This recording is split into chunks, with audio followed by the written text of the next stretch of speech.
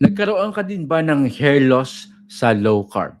You can avoid this one if you avoid these common pitfalls or mistakes. My name is Coach Linino, and of course, balik naman tayo dito sa live natin every Tuesday and Thursday at 7 p.m. Pag-uusapan po natin yung mga causes at saka yung mga practical tips that you can apply. Hello po sa mga live viewers natin. Where are you tuning from? Kamusta po yung weather natin dyan? Naku, summer na nga.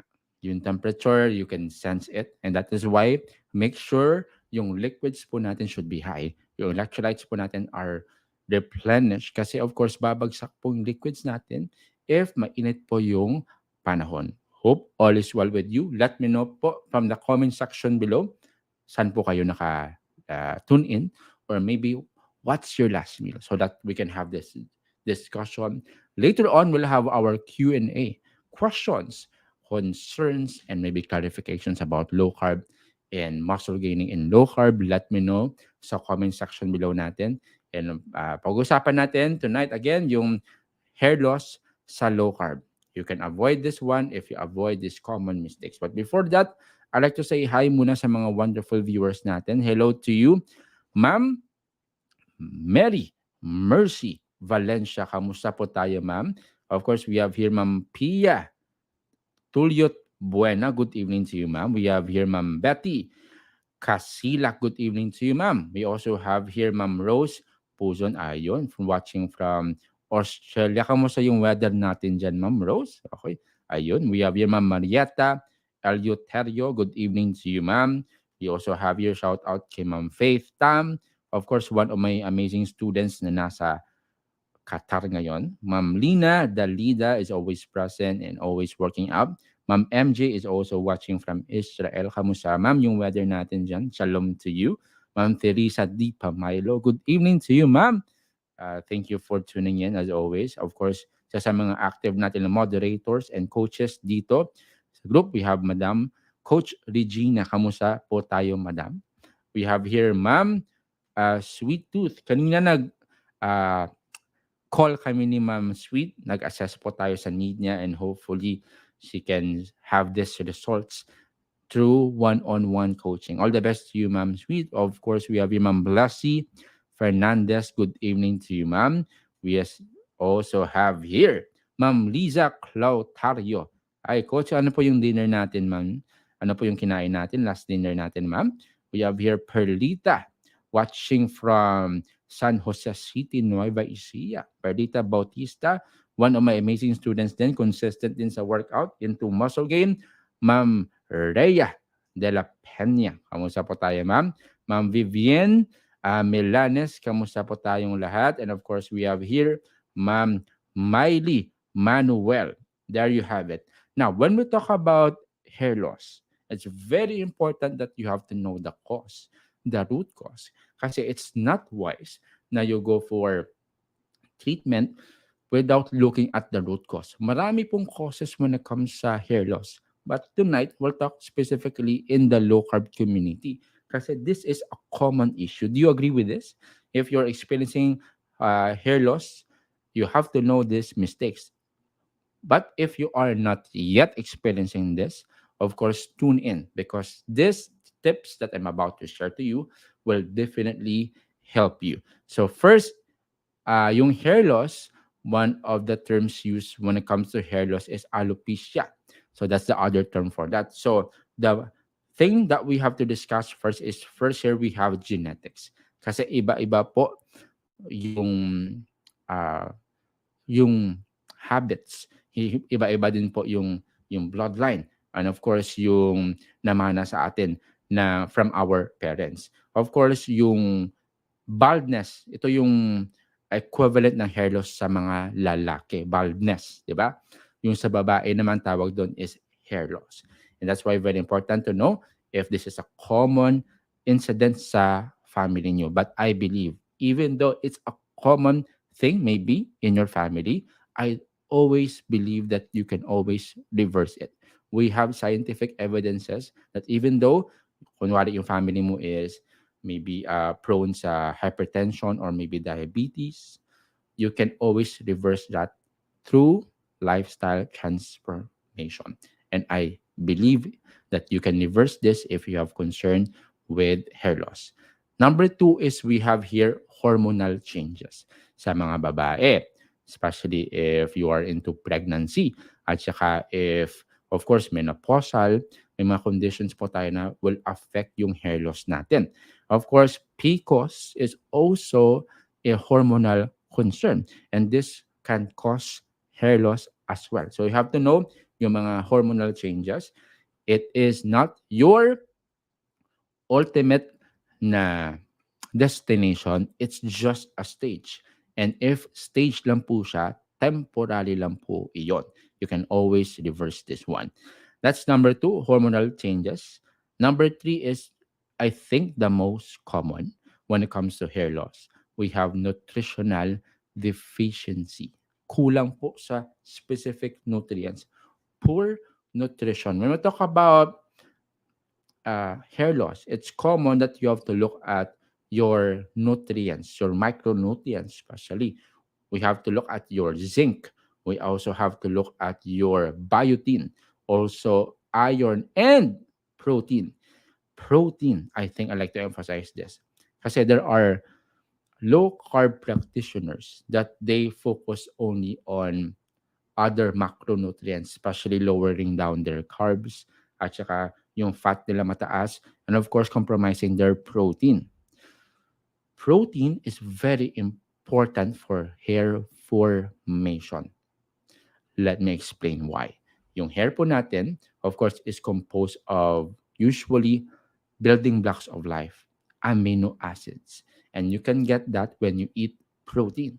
So, yung protein po, building blocks of life, di ba, from amino acid.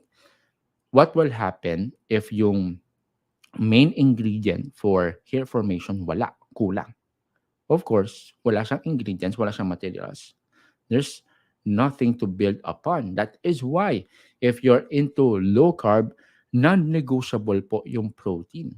Regardless of your goal, if you're into fat loss, maybe you are into muscle gain, very important po that you have to prioritize your protein because that's the source. So protein is number one.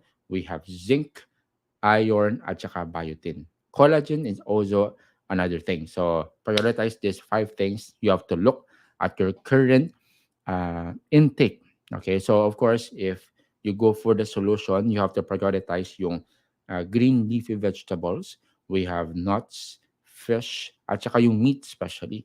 Kasi when you compare yung protein content ng meat sa vegetables, compare mo yung protein content nila, superior talaga yung sa meat. That's why you have to look, kamusta yung protein mo? Kamusta yung protein servings mo? So, if hair loss ka, you have to check all this nutrients, but especially yung protein mo. That's number three, nutritional deficiencies. Of course, number four, you have to look at your medical conditions. Ano-ano po yung mga senyales? Of course, hormonal problems kanina, concerns na na-mention natin kanina.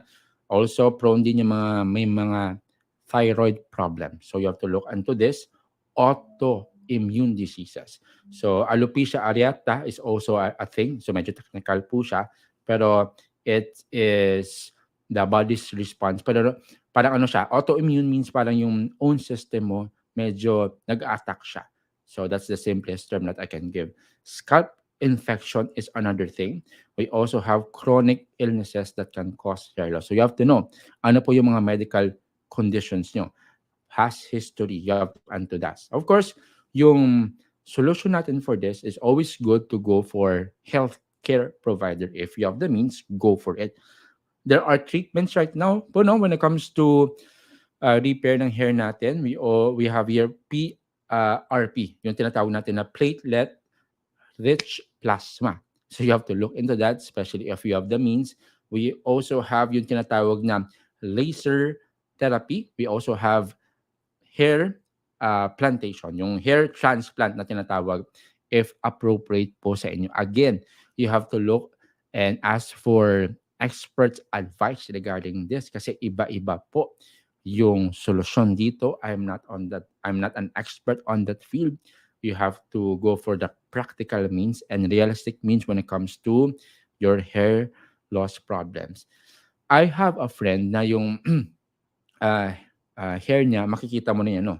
Yung scalp niya. And it bothers him. Yung confidence niya, of course, every time merong mga urgent meetings, he has to fix his hair para tago yung scalp niya. For others, it's not a problem, but for him, it is a concern. And not only that, it won't really affect yung tinatawag natin na self-esteem. I appreciate you na may mga tao na even though na yung physical, may mga physical concerns sila, they won't allow it to affect their confidence, especially if it is being needed. But of course, if possible na you can improve on this or you can avoid this, much better. Tama ho, di ba? So that's it. Of course, healthcare provider, that's the most common and practical thing. You have to look if you have medical conditions.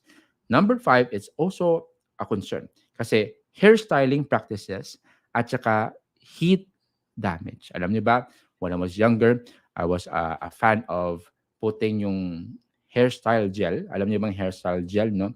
Naalala ko, yung common that time is yung Michael gel na alala niyo yung Michael gel, kaway-kaway dyan sa mga naglalagay ng gel. Of course, right now, wax na.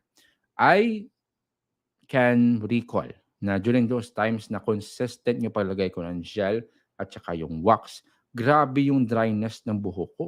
It's super dry. And of course, at the same time, grabe yung dandruff ko. And I think it's one of the reasons why na as early as teenagers, ako noon na mga 13, 14, na experience ko yun because of my hairstyling practices at saka yung heat damage kasi always exposed sa sun. And of course, not just sa skin, nadadamage po yung skin natin, of course, of if overexposed sa sun. Not just your skin, but also your hair at saka yung scalp nyo. So you have to look at your practice. Now, may mga harsh practices sa buhok that you have to minimize and avoid. Meron po mga braids at saka yung ponytails. If overuse po ito, it can damage your hair. Of course, excessive heat styling at saka yung mga chemical treatments. Coloring at saka perming. So for women, it's very common. No? So of course, from time to time, if you have events, I think that's okay. But if you do it often, I think that's not good for your hair. Anything that is excess at saka sobra at saka chemical are not always 100% not always good to our health. So you have to avoid this one. And of course, make sure nyo lang na you brush your hair gently.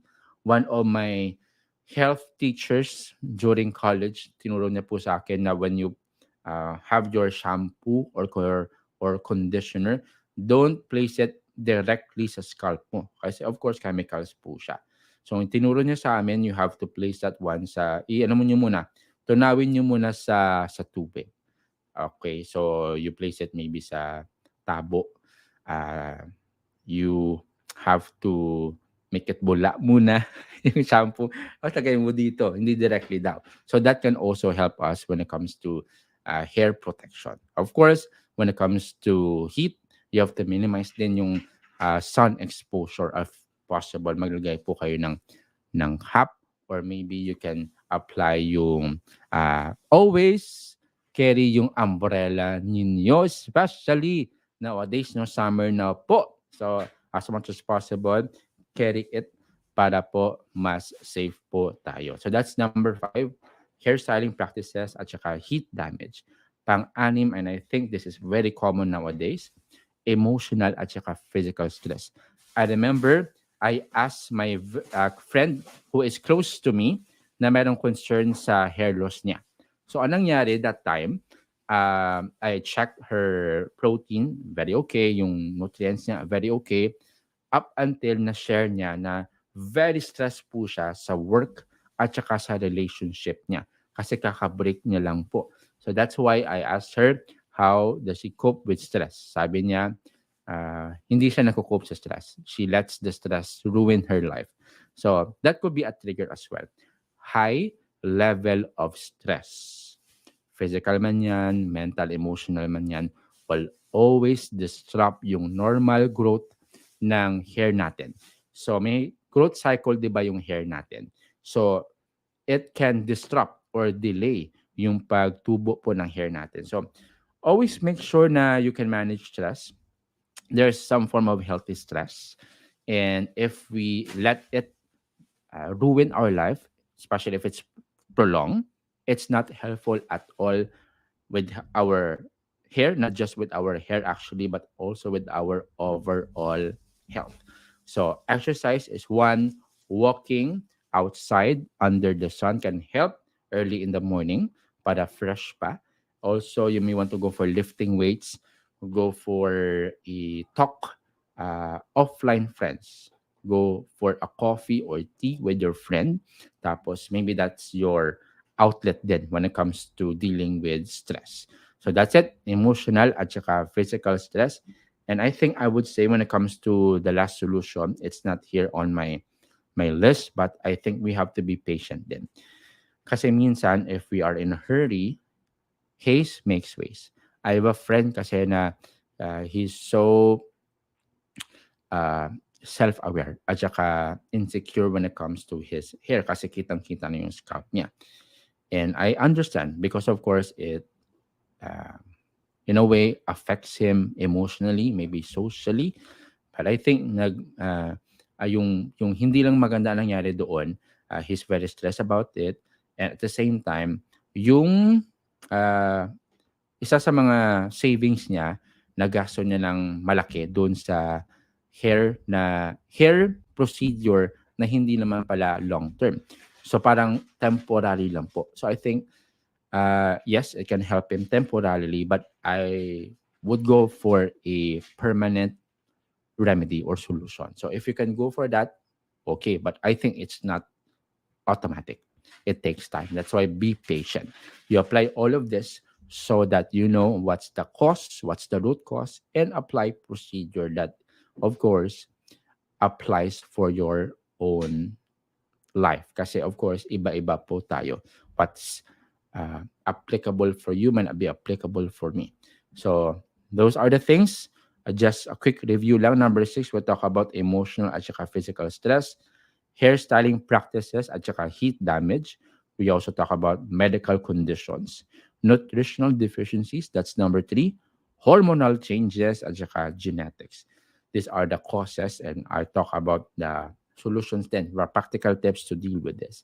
Hello again sa mga wonderful viewers natin. Kamusta po yung gabi natin? Kamusta po yung weather natin dyan? Hello to you. We have here Rose Puzon. Ayos lang po. Tamos na po ang summer. Hindi po malamig ang panahon. Yes, I think si Ma'am Rose is watching right now from Australia. That is why iba po yung panahon natin dyan. Ingat po natin, Ma'am. Betty Kasilak, yung dinner niya, chicken adobong puti. Wow, sarap niyan. Good evening to you, Ma'am Maridol Lising. Kamusta po yung meals natin, Ma'am? Sabi ito ni Ma'am Liza Clautario, at simple lang po, 3 balot at saka 1 whole avocado with plain. Wow, sarap. Kompleto. May protein, may fat at saka may dessert pa. Oh. Watching from Iloilo si Ma'am Janet Defensor. Kamusta da, Ma'am, ang aton tiempo? Ilongga si Ma'am Janet. Oh. Hello. Sir Toffee is one of our amazing students din. Kakabili niya lang ng Worth the Grind shirt at saka meron siyang ebook from us. So all the best to you, Sir Toff. Let's process it na. Let me know lang once you have it na. Ma'am Evelyn Divina. Kamusta po tayo, Ma'am Ev? Ganda talaga ng smiley, Ma'am Ev, always. So, Sir Mario is also watching here from Taguig. Sabi ito ni Ma'am Maribel, I experienced hair loss on my first 3 months of my LC. I am sure, Ma'am Maribel, you have found a way to deal with this as well, no? Ma'am Gemma Nacionales, good evening to you, Ma'am. Kamusta po yung pagkain natin siya? Elizabeth Escobar, of course, always. Hello to you, Ma'am. Kamusta po yung mga meals natin dyan? Ma'am Evelyn Pabro, hello, kaway-kaway to you, Ma'am. Also, we have here, Ma'am Ida Delao. Kamusta po tayo, Ma'am? One of the students na nag-avail, I think, ng ebook. Before I proceed, no? Speaking pala of ebook, for some of you, you don't have the access to our ebooks yet, And let me show this to you.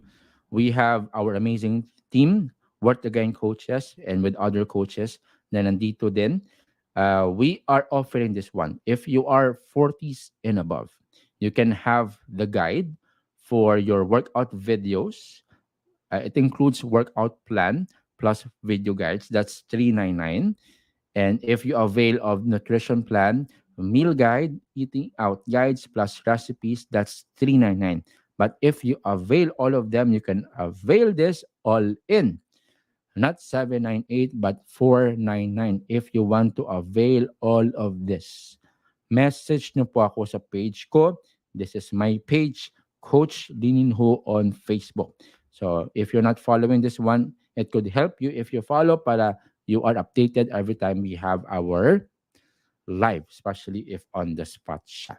So, uh, may mga, okay, sabi dito ni ma'am, okay, ito, alright, I think na yes, yeah, na-summarize ni Coach Regina yung mga causes. So that's good, Coach Regina. For others no, who have just watched, no, you may want to review the video para po we are all informed about our topic. Ma'am Notcha Ismael is watching from YouTube. Kamusta po tayo, ma'am? Sabi dito ni Madam Regina, yes, emotional at saka physical stress, it can delay the growth of our health and be patient. That's a good way to sum up. Nilma Rebano, mainit po dyan sa inyo. Always make sure yung electrolytes natin at saka yung tubig natin, of course, no, replenish siya. Of course, we have here, Ma'am Fatima. Kamusta ang weather natin dyan, Fatima? I hope all is well. One of my amazing students who is a modern senior working out at the same time prioritizing her protein. Manggab watching from Iloilo ni si Ma'am. Wow, can see veggies, so and is that, wow, daming choices, galing. Sabi dito ni Ma'am Gemma, 5 hard-boiled eggs. Wow, that's really good, ma'am. Especially if we're talking about practicality. Yung boiled eggs po is very, very practical. 6 grams po yung medium-sized egg, no? It can give you 6 grams of protein.